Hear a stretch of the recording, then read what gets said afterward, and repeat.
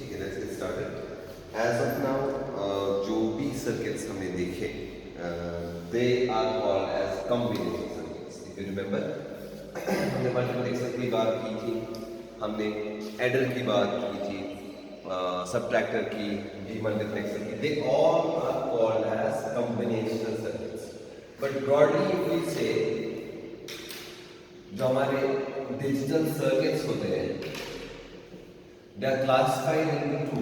One is combinational circuits, another is, which we are going to go through from here on, sequential circuits.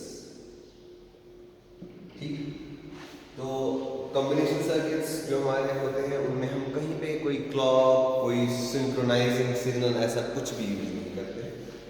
So they are just purely based on some Boolean variables which are nothing to do with the synchronization or activities of the function, and which have nothing to do with the memory and all that.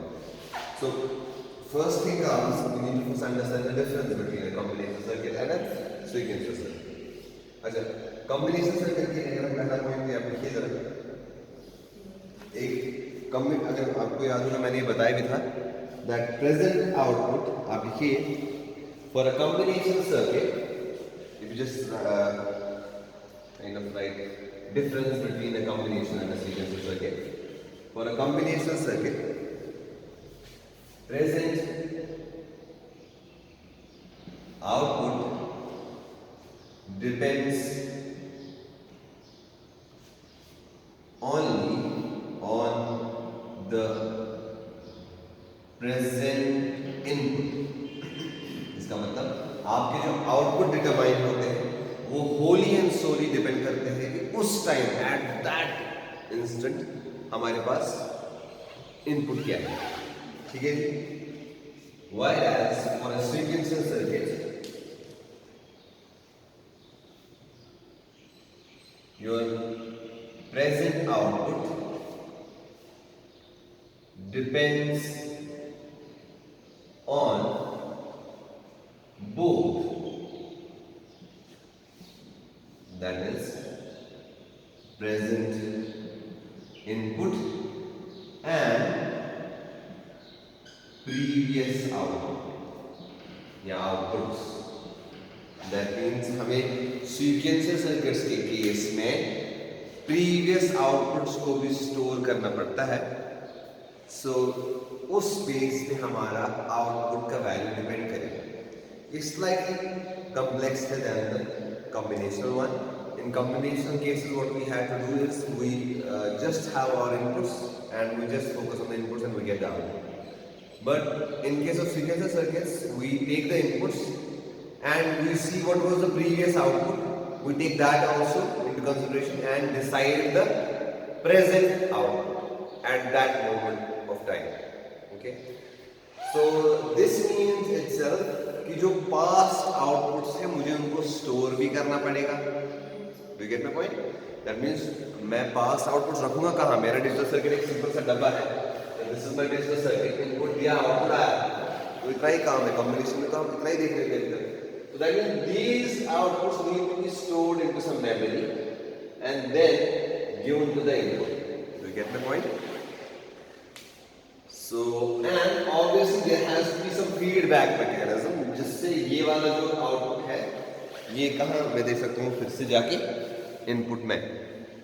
ठीक है, so there has to be some feedback mechanism where this that will give to the input.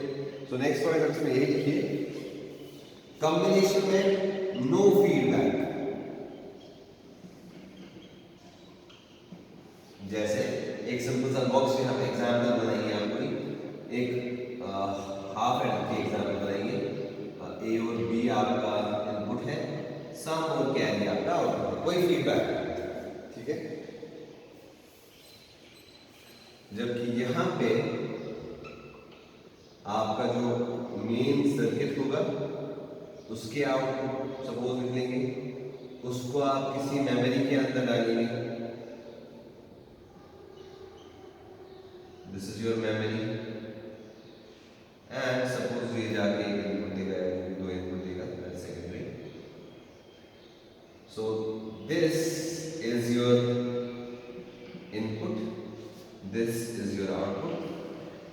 And this is your memory.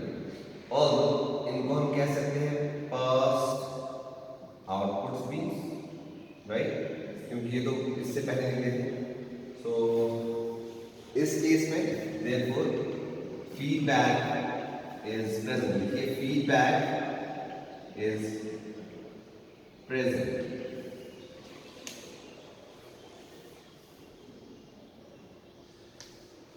दूसरी चीज बनी पे memory not present, या memory की requirement नहीं है। यहां पे मेमोरी इज प्रेजेंट।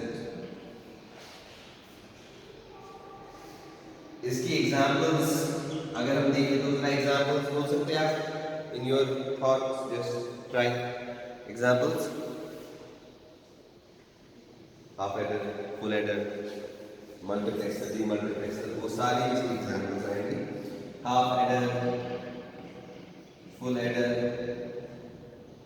मक्स, मतलब जो भी सर्किट हमने आज तक पढ़े, अब तक पढ़े, वो सारे कॉम्बिनेशन है, ठीक है, वो सारे कॉम्बिनेशन सर्किट्स ही है। अच्छा, इसकी एग्जांपल जो हम पढ़ने वाले हैं सर्किट, उनके नाम इसमें है फ्लिप फ्लॉप्स, ठीक है, फ्लिप फ्लॉप, रजिस्टर्स, ठीक, counters, I don't know counters तक हमें जाना है कि नहीं, बट फिर भी फ्लिप फ्लॉप, रजिस्टर्स, काउंटर्स, ये इसकी एग्जांपल्स है जो सीक्वेंशियल सर्किट्स होते हैं। तो इसका मतलब है अब जो आगे हम पढ़ने जा रहे हैं, हम पढ़ने जा रहे हैं सीक्वेंशियल सर्किट्स। ऑल्दो इसका एक बहुत ब्रीफ आइडिया है, लेकिन that is sufficient for us and that is very important. अच्छा, फिलहाल ये याद रखिए, इसका मतलब अब हमें आउटपुट को इवैल्यूएट करना है। अब ऐसे ही जो कि तो हम आउटपुट नहीं बता सकते, जैसे हम ऐड गेट में बस ऐसे हाथ दो रख के इनपुट क्या है 0 0 आउटपुट 0 नहीं बता सकते। हमें अब थोड़ा सा इवैल्यूएट करना पड़ेगा कि प्रीवियस, अगर सपोज टाइम है इस time t is equal to 0, so t0 minus के टाइम क्या था आउटपुट, वो भी मुझे कंसीडर करना पड़ेगा। तो that is the difference between a combination circuit and a sequential circuit. तो सीक्वेंशियल सर्किट में काइंड ऑफ मुझे टाइम का जो है वो फैक्टर कि प्रीवियस आउटपुट क्या था वो कंसीडर करना है, ठीक है। Is it done? इतना समझ आ गया? ठीक है, लेट्स मूव अहेड। सो जो पहली एग्जाम्पल हमने लिखी एक सीक्वेंशियल सर्किट में, वो क्या थी? Flip flop. So the heading is flip flop.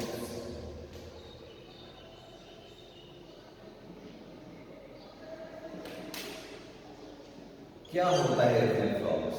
पहले वो देखिए, आप लिखिए a flip flop is a basic memory element। a flip flop is a basic memory element।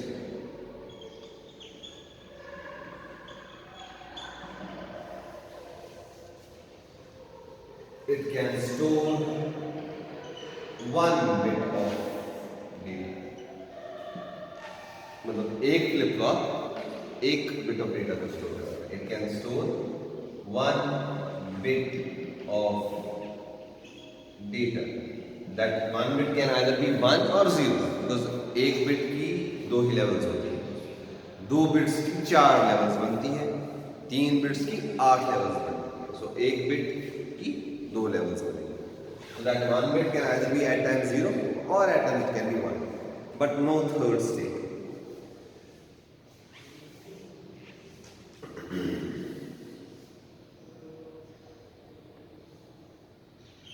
ठीक है, सो इसमें लिखिए बेसिक यूनिट जो है फ्लिप फ्लॉप का, फ्लिप फ्लॉप्स को मैं ऐसे डिनोट करूंगा f/f, ठीक है। बेसिक यूनिट जो है फ्लिप फ्लॉप का, basic unit of flip flop is a latch, ठीक है। सो इसका मतलब हमें पहले लैच को समझना पड़ेगा कि लैच है क्या। चलिए जल्दी से लैच को देखते हैं, लैच क्या है। सो देखिए लैच है क्या चीज। Imagine you have an inverter,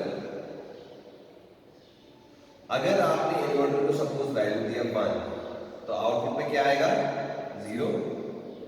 now आपने यहाँ पे एक और इन्वर्टर लगाया जिसको ये 0 एज इनपुट जाएगा तो आउटपुट क्या आएगा। Everyone, whoever is watching at your own place, be connected with me. You can still talk to me. It's absolutely okay and normal. So 0 input दिया आउटपुट क्या आएगा जी शाबाश 1। So that means जो मैंने इनपुट दिया था वही मुझे एज फाइनल आउटपुट आ रहा है and this thing is called as a latch. Once I complete the loop, this thing is called as a latch. तो ये लूप मैंने कंप्लीट किया, इसका मतलब ये हमेशा इसके यही 1 रहेगा। ये 1 यहाँ से आएगा, यहाँ पहुंचेगा 0 हो जाएगा, 0 से फिर से 1 हो जाएगा। तो एज लॉन्ग एज मैं एक सप्लाई पावर सप्लाई दे रहा हूँ इस सर्किट को, this 1 will continue to be in this circuit. तो एक किस्म का ये लैच हो गया इसमें, या एक किस्म की मेमोरी ही स्टोर होगी। ठीक, अच्छा इसी चीज को मैं अगर इस तरह से बनाऊं, मैंने पॉइंट ए ये है, पॉइंट बी इन दोनों के बीच वाला भी कनेक्शन है, and this is point C, और ऑब्वियसली पॉइंट सी और पॉइंट ए कनेक्टेड है। Can you see that? और let's say if I redesign the same circuit like this, मैंने इन्वर्टर यहाँ बनाया, दूसरा इन्वर्टर यहाँ बनाया, पॉइंट बी है इन दोनों का कनेक्टेड पॉइंट, वो ये बन गया। So this is point B, this is point B, this is point B. Okay. Now point C is the output of this one,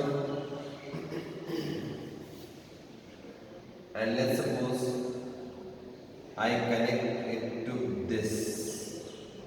So this is point A of inverter 1. This is inverter 1. This is inverter 2. This is inverter 2.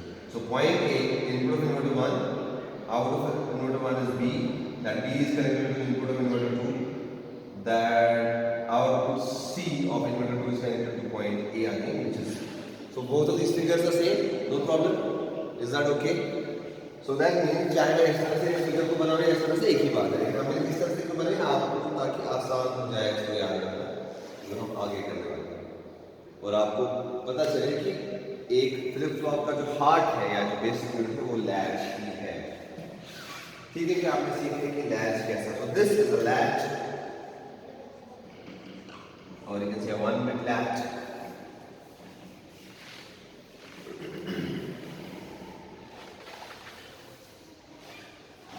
चलिए ये figure को आप याद रखेंगे, यहाँ पे जो figure है यू रिमेंबर दिस।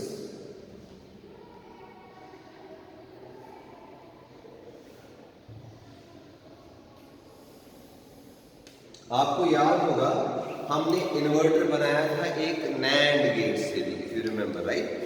सो अब मैं फिगर नंबर 3 बनाने जा रहा हूँ।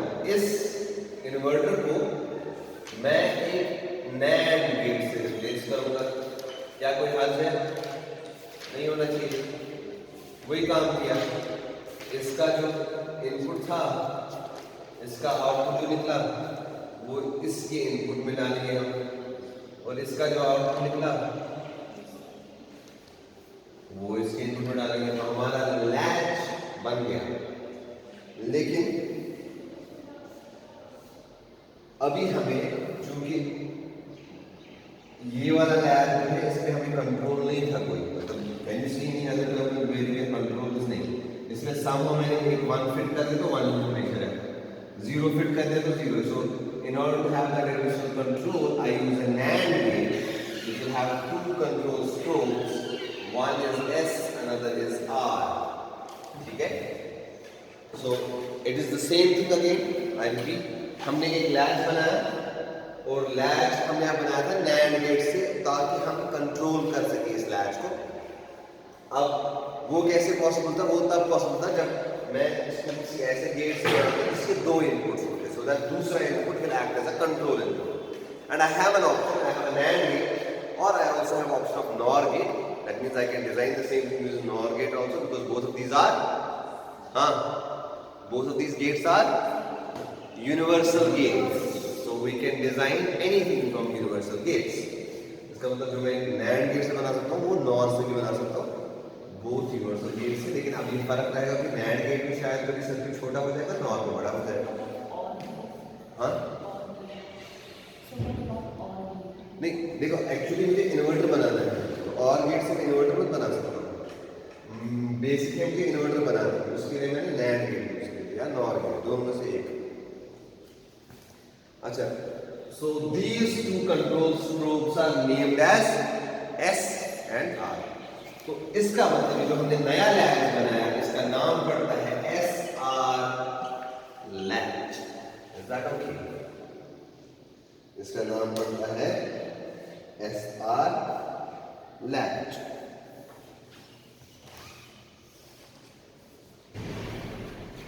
हम SR लैच तक पहुंच गए, लेकिन अभी भी हमारा काम खत्म नहीं हुआ। लैच भी बन गया यूजिंग नैंड गेट्स, लेकिन हमें बनाना क्या है असली? फ्लिप फ्लॉप बनाना है। एग्जैक्टली राइट, तो हमें बनाना है एग्जैक्टली फ्लिप फ्लॉप। तो अब हम फ्लिप फ्लॉप की तरफ चलते हैं।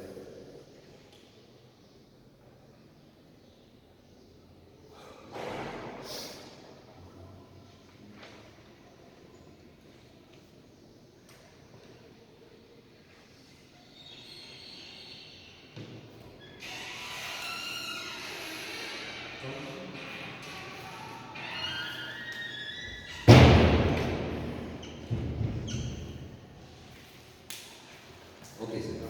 Have you noted this down?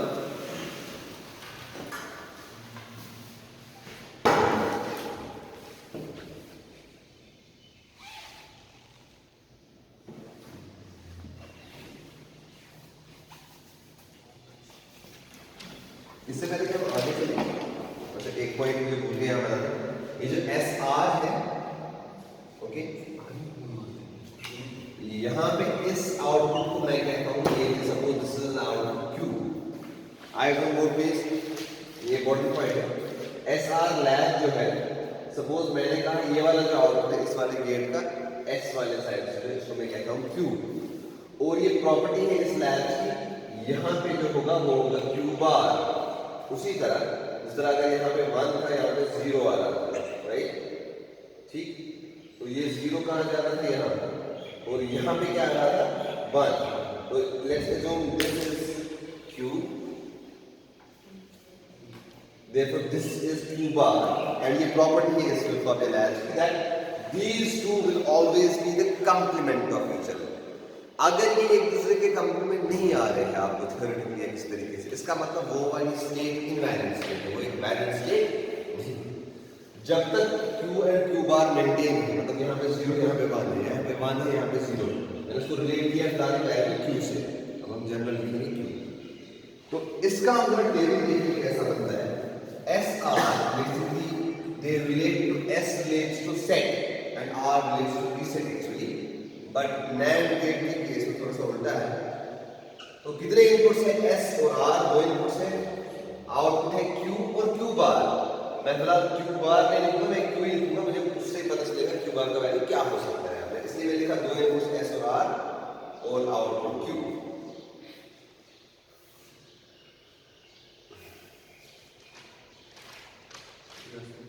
देखिए जरा मैं आपको ये समझाऊं, S0 है, R0 है, एज्यूम करें S is isomorphism, this is a very important concept of the class so far।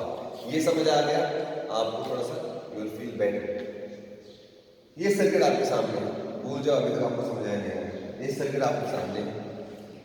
मैंने जी कहा ये एक नैंड गेट है, और अगर आपको नैंड गेट का टेबल याद होगा, अगर नैंड गेट सपोज इनपुट्स होते हैं A और B, सपोज एक नैंड गेट है, इसका इनपुट है A और B, आउटपुट है Y। तो जब 0 0 होता था तब आउटपुट क्या होता था?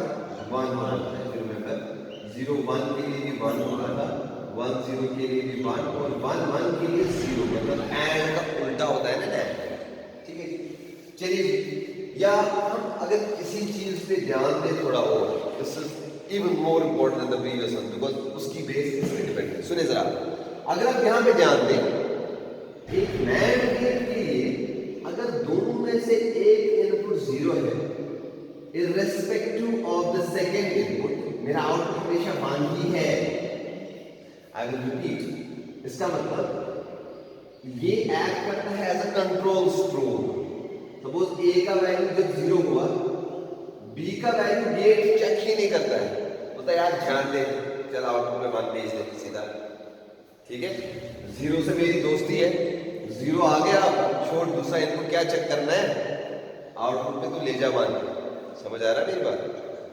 लेकिन जब इनपुट में 1 आएगा, यार 1 तो मेरा दोस्त नहीं है, उस टाइम ये आउटपुट जो है बी बार के बराबर होता है। आपको दिख रहा है, जब ए 1 है तो output is equal to B bar, जब ए 1 है output is equal to B bar, मतलब जो बी का वैल्यू था उसका कंप्लीमेंट आएगा आउटपुट टाइम। समझ लो मेरी बात, नहीं आ रही है समझ, लेकिन अच्छे से देखने से आएगी। मैं रिपीट करता हूँ, इसका मतलब जब दोनों इनपुट एंड गेट के लिए, सपोज अगर मैंने दोनों में से कोई भी इनपुट को 0 कर दिया, सपोज मैंने ए को कर दिया 0, मुझे बी का वैल्यू चेक करने की जरूरत ही नहीं है, आउटपुट में सीधा 1 लिख देना है। समझ आ रही मेरी बात। तो यही चीज यहाँ पे एस का वैल्यू 0, आर का भी वैल्यू 0, एस भी 0, आर भी 0, इस गेट का आउटपुट क्या आएगा? हाँ जी बताइए। Anyone, whoever is watching, tell me the answer at your own place. Using this logic, दोनों में से एक इनपुट 0 है, दूसरा इनपुट चेक करने की जरूरत ही नहीं है, आउटपुट 1 आना है सीधे। S 0, R 0, एक इनपुट इसका 0 है, दूसरा इनपुट चेक करने की जरूरत ही नहीं है, आउटपुट क्या आएगा? 1 आया, ठीक है जी।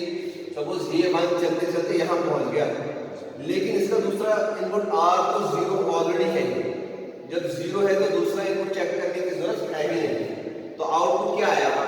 1। लेकिन मैंने आपसे पहले ही कहा, अगर ये स्टेट मेंटेन नहीं हुई कि ये वाला पॉइंट का potential should be complement of this potential, क्योंकि यहाँ पे तो 1 आया, यहाँ पे भी 1 आ रहा है, तो ये वाली स्टेट को हम इनवैलिड स्टेट कहेंगे। तो एक ऐसा मैच की पहली स्टेट है इनवैलिड स्टेट।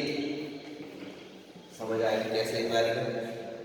ये मान पड़ेगी उनको जो क्लास में नहीं है, उनको शायद पूरा समझ ना आए वीडियो से, मेरी हो सकता है शायद आ जाए अगर हमने अच्छे से समझा और उनका दिमाग एक्टिवेट हो, ये बात क्लास में बैठ के समझा, ठीक है ना। एनीवेज, सो पहली स्टेट आपको समझ आ गई अच्छे से, कोई दिक्कत तो नहीं, आपको थोड़ी सी दिक्कत है लेकिन समझ आ गई कि हमें परिस्थिति तो आएगी, ये क्लास में ना आने का नतीजा होता है, रेगुलर ना लेने का नतीजा। सो एनीवेज, नेक्स्ट स्टेट पे चलते हैं, 0 1। ओके जी, S का वैल्यू है 0, ओके, R का वैल्यू है 1। Eyes on board please. फिर से वही चीज है जी, S का वैल्यू 0 है, मुझे ये पॉइंट का value, eyes on board, eyes on board, this is the important case 1 मैंने आपको दिखाया, अब केस 2 पे चलते हैं। S का वैल्यू है 0, ओके, ये वाला जो दूसरा पॉइंट है इसका मुझे वैल्यू चेक करने की जरूरत है कि मैंने आउटपुट 1 ले लिया, तो आउटपुट 1 आ गया, ठीक है जी, चल गया। अब ये 1 चलते चलते कहाँ आएगा? समझो यहाँ आ गया, इसका दूसरा इनपुट भी 1 है। नैंड गेट के लिए जब दोनों इनपुट्स 1 होते हैं, इस ट्रुथ टेबल को देखिए जरा, दिख रहा है इसमें ट्रुथ टेबल दिख रहा है, बहुत बढ़िया दिख रहा है। सो नैंड गेट के लिए जब दोनों, आपको समझ आया दोनों इनपुट्स कैसे 1 है? ये समझ आया ना, ठीक है ना, क्योंकि देखो S मैंने 0 करा, 0 करने से मुझे दूसरे इनपुट का वेट करने की जरूरत है नहीं, क्योंकि always 1, so I take that 1 over here and I have used also R is equal to 1। So इस गेट नंबर 1 के लिए इनपुट्स आ रहे हैं 0 1, तो output will always be 1। Gate number 2 के लिए इनपुट्स आ रहे हैं 1 1, तो जब एक नैंड गेट में 1 1 होता है, आउटपुट इज ऑलवेज 0, तो यहाँ पे 0 आ गया, ऊपर 1 है, Q is 1, Q bar is 0. This is a valid state. Therefore, we will just write Q is equal to 1 and forget about Q bar because वो तो पता है कि 0 है, तो हमने valid state ही लिखा है, invalid state हम यहाँ पे नहीं लिखते। चलिए जी, अब हम assume करते हैं सब बिल्कुल क्लियर है सारा, फिर से लेवल 0 पे फिर से जाते हैं एंड हम तीसरा वाला कंडीशन लेते हैं पहले से। ठीक है, तीसरी कंडीशन क्या है भाई, दैट इज 1 0। अब मैंने एज्यूम किया मेरे S पे 1 है इस टाइम पे, यहाँ पे 1 दे देता हूँ मैं, और मेरे R पे 0 है। याद रखिए इस सर्किट को समझने के लिए या सॉल्व करने के लिए हमें क्या करना पड़ता है, जिस गेट पे, चाहे गेट नंबर 1 या 2 पे 0 है, पहले उसी वाले साइड को सॉल्व करना है। क्यों? क्योंकि हमें पता है जब 0 होता है नैंड गेट के लिए, उसको दूसरे इनपुट की वेट करने की जरूरत नहीं होती है। सो जिस साइड से 0 है ना, प्रीवियसली हमने S वाली साइड से सॉल्व किया, क्यों? क्योंकि वहां पे 0 था। अब हम R वाली साइड से सॉल्व करेंगे क्योंकि इससे हमारा काम आसान हो जाएगा। तो R जब 0 है, आप दोस्तों जी, R जब 0 है तो क्या होगा, एग्जैक्टली राइट। मतलब देखिए पूरी बात करो ना, इस वाले इनपुट की वेट करने की जरूरत है ही नहीं, तो आउटपुट जो है हमेशा 1 ही आएगा। तो ये 1 आ गया, ये यहाँ पे 1 आ गया, ये 1 क्या करेगा, चलते चलते समझो यहाँ पहुंच गया। अब इस गेट को जरा डिसाइड करते हैं, ये वाला पॉइंट 1 है, S भी 1 है, 1 1 के लिए नैंड गेट का आउटपुट क्या होता है, 0 होता है। S 0 है तो A 1 है, ठीक है जी। तो 0 एंड 1 हमारा स्टेट जो आ गया, हम सिर्फ Q लिख रहे हैं, याद रखना हम Q बार नहीं लिख रहे, हम Q लिख रहे हैं। तो Q का वैल्यू आ गया 0, इसका मतलब S1 R0, the value of Q will be 0। तो क्या आपको ये लग रहा है मेरे पास थोड़ा सा कंट्रोल आ गया? कंट्रोल किस चीज का आ गया कि मैं डिसाइड कर पा रहा हूं मैं Q को मैं 1 पे रखूं या 0 पे रखूं। ठीक है जी, Q को 1 पे रखूं या 0 पे, है ना? मैं कंट्रोल कर पा रहा हूं कि नहीं कर पा रहा हूं? प्रीवियस लैब में मेरे पास कोई कंट्रोल नहीं था, मैंने जस्ट सप्लाई में 1 डाल दिया तो 1 ही रहना था, मैं उसको ऐसे तारे बारे लगाता कुछ नहीं होता था। लेकिन इस केस में by manipulating this value of S and R I can control the value of the final output Q। इसका मतलब मैं इस चीज में कामयाब हो रहा हूं कि मैं इसको यूज कर सकता हूं एज अ मेमोरी, मतलब आउटपुट में कौन सा वैल्यू आना है ये मैं डिसाइड कर सकता हूं using inputs S and R।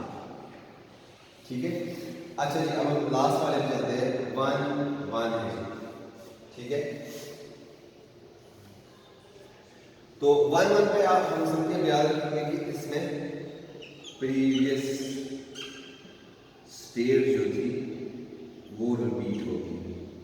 मतलब मेरा बोलने का मतलब ये है कि सपोज आपके फ्लिप फ्लॉप पे आपने इनपुट दे दिया, पहला जो इनपुट आपने दे दिया वो था S = 0, R = 1। तो S0 R1 से Q का वैल्यू क्या आता है, 1 आता है, ठीक है। This is input number 1। अब आपने इसके बाद इनपुट 2 दिया, आपने कहा S = 1, R = 1। जरा यहां पे आप मुझे बताएंगे Q का वैल्यू क्या आएगा? आपको नहीं पता होना चाहिए, आप मुझे बता सकते हैं Q का वैल्यू क्या आएगा? नहीं बता सकते। आप देखिए कैसे बताएंगे। जब मैंने यहाँ पे कहा ना S1 R1, उसका मतलब प्रीवियस स्टेट रिपीट होगी। इसका मतलब इस इनपुट की स्टेट से जस्ट पहले जो Q का वैल्यू था एज इट इज वही आएगा, वो चेंज नहीं होगा। So that is what I mean by previous state. अब दूसरा केस देखते हैं, इसी को थोड़ा सा मॉडिफाई करो। सपोज आपने इनपुट दिया था, अब हम इसको इनपुट 3 बनाते हैं। सपोज हम आगे चल रहे हैं, ये इनपुट 3 है, इनपुट 3 में आपने S1 दिया, R को 0 कर दिया, S1 R0, आउटपुट क्या आएगा? आउटपुट क्या आएगा? 0। अब मैंने दिया S1 R1, इसके बाद ये मतलब ये चौथी स्टेट अब ये है S1 R1, तो Q का वैल्यू क्या आएगा? हाँ जी, क्या आएगा? दसो कैसे? एक्सीलेंट, प्रीवियस स्टेट क्योंकि 0 थी, वही 0 मेंटेन हो जाएगा। That is what I mean by previous state. Excellent, very good, you have got it absolutely correct. So बहरहाल ये ऑपरेशन है फ्लिप फ्लॉप का, ठीक है जी। अब मे भी आपके जहन में ये सवाल आ रहा होगा, अरे हम तो ये एंड गेट से ही कर सकते हैं, 0 ही रखना है, क्या कर रहे हैं? लेकिन हम मेमोरी की बात कर रहे हैं, और memory means that it will store this value as it is. ठीक है, तो इस लैच को हम यूज करते हैं एज अ मेमोरी। दूसरी चीज है कि ये जो हम फ्लिप फ्लॉप्स पढ़ रहे हैं ये सीक्वेंशियल सर्किट्स है, ये कॉम्बिनेशन सर्किट्स नहीं। ठीक है, तो that's why we are going through all this circuit process. अब लेकिन अभी भी मैं क्या बोल रहा था आपको, ये है ऐसा लैच, अभी हम फ्लिप फ्लॉप तक नहीं पहुंचे, इसके बाद हम फ्लिप फ्लॉप पे जाएंगे। अच्छा, इससे पहले मैंने कहा था कि फ्लिप फ्लॉप का जो एक बेसिक कंपोनेंट है वो है लैच। सो दैट मीन्स एक कंपोनेंट तो हमने देख लिया, इसी कंपोनेंट में हमें कुछ और ऐड करना पड़ेगा ताकि ये एक फ्लिप फ्लॉप बन जाए। और बढ़िया,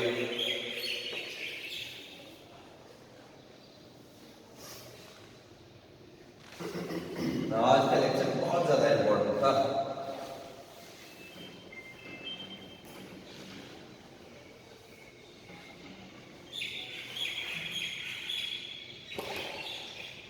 कैसे बनाएंगे फ्लिप फ्लॉप, कुछ तो सोचो। लैच तो बन गया, वो तो लैच के लिए जो आप कह रहे हो उसको तो लैच के लिए वो तो हो गया काम। देखिए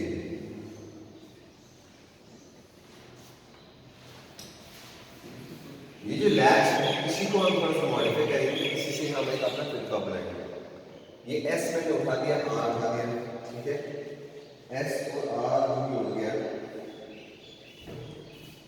यहां तो खैर मेरा लैच सर्किट है। एडिशनली इसमें दो नैंड गेट्स में और लगा देता हूं,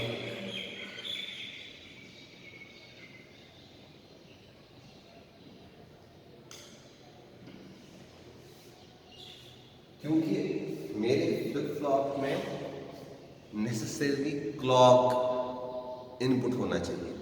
क्लॉक समझते हो? Clock means it is a synchronising signal, जिससे सिंक्रोनाइज हो जाता है। तो वो सिग्नल में दे देता हूँ यहाँ पे क्लॉक सिग्नल,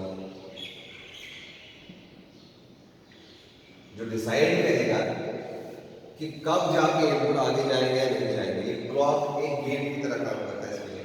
तो बाकी जो आपने इनपुट थे एस और आर वो अपनी ही जगह रहेंगे, और अपना जो आउटपुट है क्यू और क्यू बार वो भी अपनी जगह रहेंगे। ये जो नया सर्किट बन गया ये दो चीजों से बन गया। एक वाला साइड जो ये वाला साइड ये हमारा लैच है, या हम कह सकते हैं एसआर लैच है। जो ये वाला साइड है इसको हम कहते हैं स्टीयरिंग सर्किट, इसको हम कहते हैं स्टीयरिंग सर्किट या ड्राइविंग सर्किट या क्योंकि ये ड्राइव करता है एग्जैक्टली फ्लिप फ्लॉप की स्टेट्स को। ठीक है ना, वही चक्कर आप फिर से है। अगर आप 0 0 रखेंगे यहां पे तो आउटपुट में देखना क्या हो जाएगा, 1 1 रखेंगे। लेकिन यहाँ पे जब हम दो एडिशनल नैंड गेट्स लगा दें थोड़ी सी चेंज आ जाती है इसमें। चेंज क्या है देखिए, पहला तो मेरे पास एक एडिशनल इनपुट आ गया क्लॉक, ये पहली चेंज है।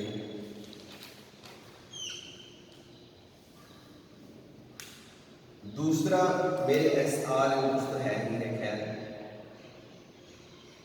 उसको रहने दीजिए।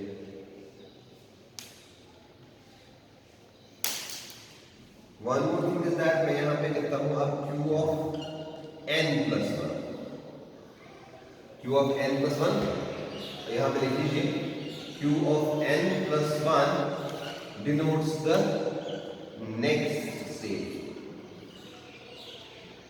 कि प्रीवियस स्टेट को यूज करके नेक्स्ट स्टेट क्या निकलेगी।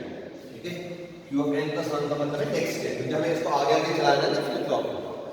तो हम अगर ये एज्यूम करेंगे क्लॉक का वैल्यू 0 हुआ, इस सर्किट में क्लॉक का मैंने 0 रखा, याद पड़ी इससे पहले वाली बात, जब मैंने क्लॉक को 0 कर दिया, नैंड गेट के इनपुट 0, तो बाकी सारा आउटपुट जो है इनवैलिड है, वो के माने रखता ही नहीं। तो इसका मतलब कि ये कुछ भी हो ये कुछ भी हो, Q ऑफ n पे n प्लस 1 पे Q ऑफ n आएगा, मतलब जो प्रीवियस स्टेट होगी वही रहेगी। अगर मैंने क्लॉक ही 0 रखा, क्लॉक मैंने दिया नहीं, क्योंकि मेमोरी सर्किट है ना, तो मैं बाय द वे यहाँ पे आप लिखिए Q ऑफ n इज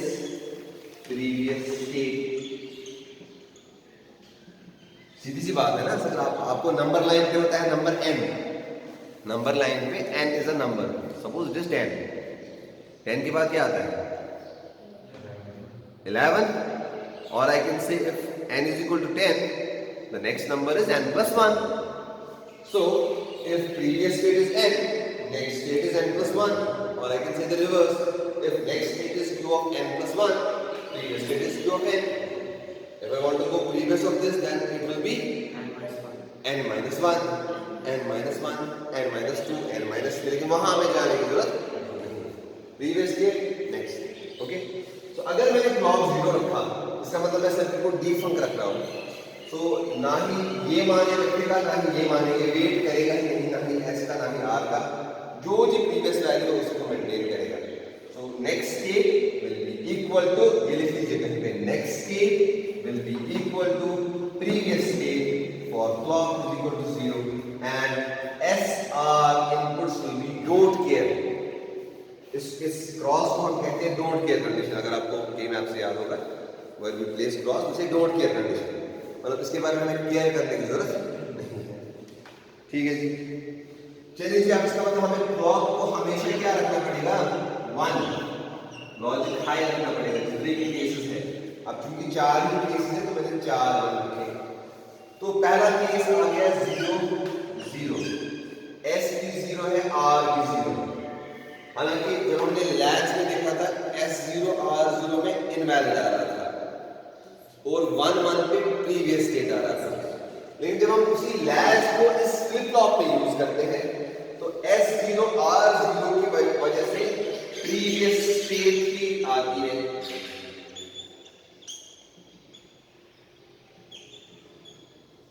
अगर आपको इसको समझना है तो वही प्रोसेस आपको करना पड़ेगा. यहाँ पे 0 रखो, फिर आगे देखो क्या हो रहा है, वो जब यहाँ के तेरा वो यहाँ के, वो सारा प्रोसेस करना पड़ेगा. लेकिन फिलहाल के लिए हमने उसमें वो टेंशन वाला काम समझा अच्छे से, वो क्लियर हो गया ना वहाँ. यहाँ पे बस आपको ध्यान में रखना है, यहाँ पे उल्टा है, S0 R0 previous state repeat हो जाएगी. वहाँ पे S0 R0 के टाइम क्या होता था, इनवैलिड माना जाता था स्टेट. अच्छा, S0 R1, जरा वहां देखो 0 1 पे क्या होता था, आउटपुट क्या आता था, आउटपुट 1 आता था. क्योंकि मैंने कहा ना उसका उल्टा है, तो यहाँ पे S0 R1 output will be equal to 0. या हम इसको आसानी के लिए याद रखने के लिए ये कह सकते हैं, जब रीसेट इनपुट 1 हो जाएगा तो आउटपुट भी रीसेट हो जाएगा. Is that okay? So we can say that this is equal to a reset condition. ये वाली condition is same as reset condition. अब इधर चलते हैं तीसरे केस के लिए, S1 R0, S1 R0, उस केस में था आउटपुट 0 यहाँ होता है, तो आउटपुट यहाँ पे आएगा 1. एंड फिर से आसानी से याद रखने के लिए S इज इक्वल टू 1, तो ये सेट हो रहा है, तो this is equal to a set condition. Is that clear? Is that clear? Okay. Now यहाँ पे 1 1 क्या होगा, इनवैलिड, क्योंकि वहां 0 0 था इनवैलिड और 1 1 पे प्रीवियस स्टेट दे रहा था. अब यहाँ 0 0 पे प्रीवियस स्टेट दे रहा है, लेकिन 1 1 पे क्या आएगा, इनवैलिड. ठीक है.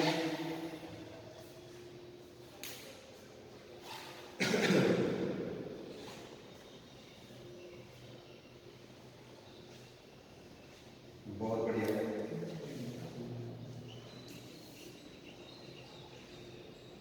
अच्छा, एक और चीज है, एक फ्लिप फ्लॉप बनाने से एक फायदा है. हमने प्रीवियस जो अपना लैच बनाया, इसको जरा गौर से सुनना. हमने प्रीवियस अपना लैच किससे बनाया था, किस गेट से, नैंड गेट से. प्रीवियस लैच हमने नैंड गेट से बनाया था.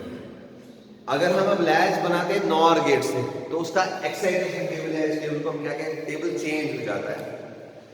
लेकिन फ्लिप फ्लॉप क्या है, हम नैंड से बनाए या नॉर से बनाए, इसका नॉर लैच से बनाए, इसमें आउटपुट जो है वो सेम रहेगा. तो इसकी हेडिंग आप लिखेंगे, पहले इसका टाइटल हमने लिखा नहीं, क्या लिखा हमने इसका टाइटल, फ्लिप फ्लॉप.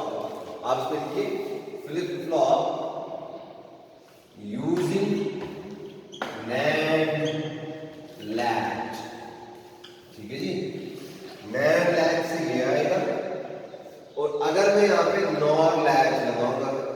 भी यही आएगा। ठीक है जी,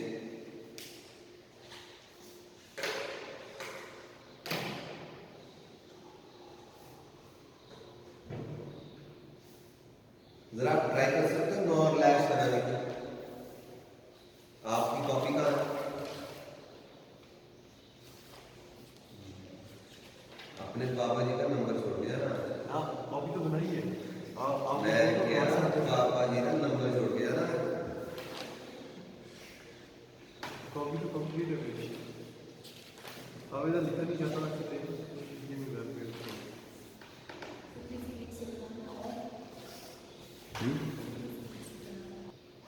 तो ये भी था flip flop using NAND gate. अगर मुझे अब फ्लिप फ्लॉप बना, सॉरी नैंड लैच, अगर मुझे फ्लिप फ्लॉप बनाना है यूजिंग नॉर लैच, तो सर्किट की कंस्ट्रक्शन जो है सेम रहेगी। एक चेंज है कि नैंड की जगह नॉर गेट लगेंगे यहाँ पे, दिस इज पॉइंट नंबर 1। एक चेंज यहाँ पे है। दूसरी चेंज ये है कि नैंड गेट की जगह सिंपल एंड गेट्स लगेंगे।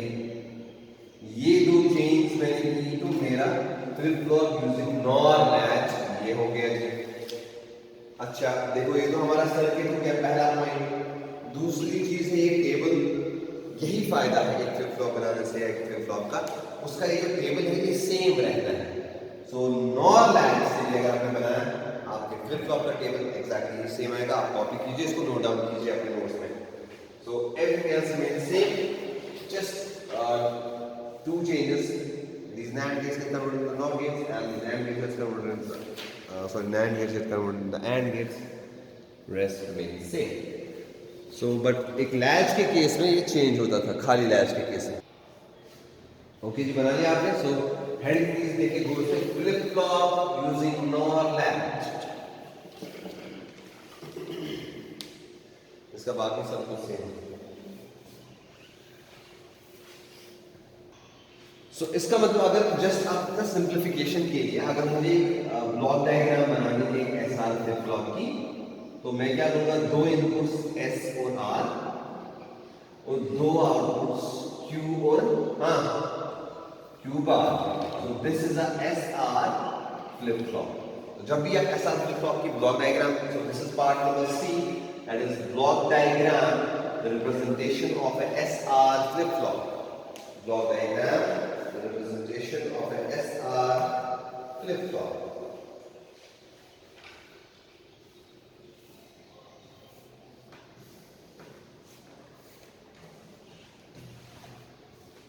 So let me erase this part over here.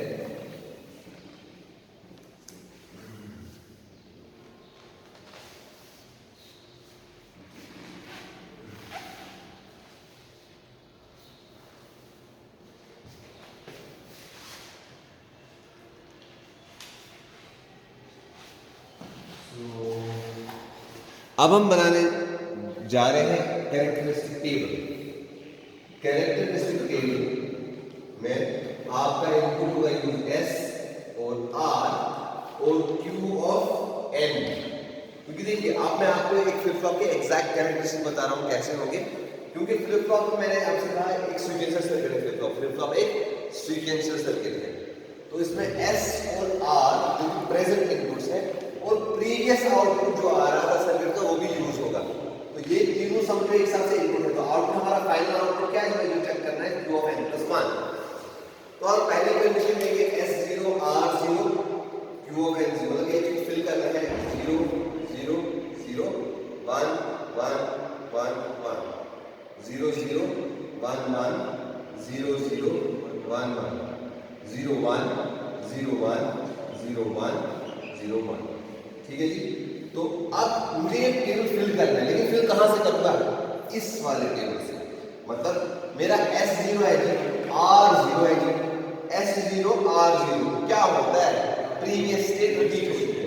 लेकिन अब यहाँ पे प्रीवियस स्टेट दी हुई है, प्रीवियस स्टेट का वैल्यू क्या है यहाँ पे 0, तो नेक्स्ट स्टेट क्या आएगी 10।